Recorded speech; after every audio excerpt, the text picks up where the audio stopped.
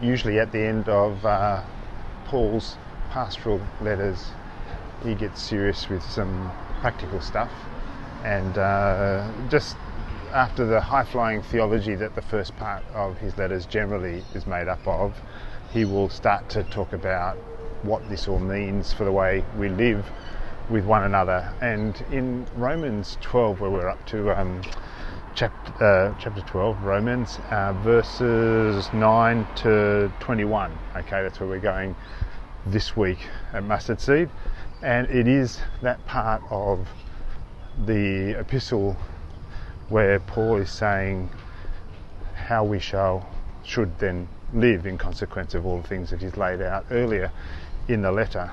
And it's pretty challenging stuff, to be honest.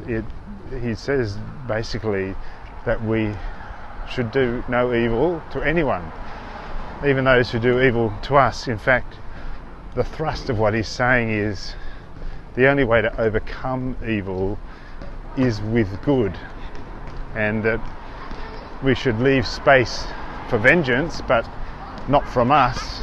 God will take care of that without our help. That's a hard one to hear, because we're quite keen on settling our own scores, because we may not be able to trust that God will do it in the way that we really want to have it done. God's far too gracious, compassionate and understanding, and sometimes we think vengeance is best in our own hands. But Paul is very clear about this, and quite right too. We don't do justice particularly brilliantly, and so Paul's suggestion is overcome evil with good, by doing good, not by trying to snuff out those who do evil. It reminded me of a quote by Nietzsche, actually, about going to battle against monsters, and how you have to be careful about that, because we become like those whom we fight. And if we're battling against people who are not very nice, it won't be long before we likewise are not very nice people. So overcome evil with good.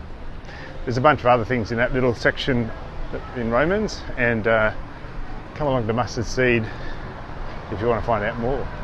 And I have to say, the gathering we had on Sunday, where Leanne really helpfully opened the prayer time up to people just to offer their gratitude for different things, and the sense of togetherness and belonging to one another, which then led into Holy Communion. It was just palpable. It was a beautiful thing. It was lovely, and we're very fortunate, and that's what was made really clear as people shared their stories, just how fortunate, how blessed we are. Come and join the blessed. You won't regret it. Come to Mustard Seed. See you soon.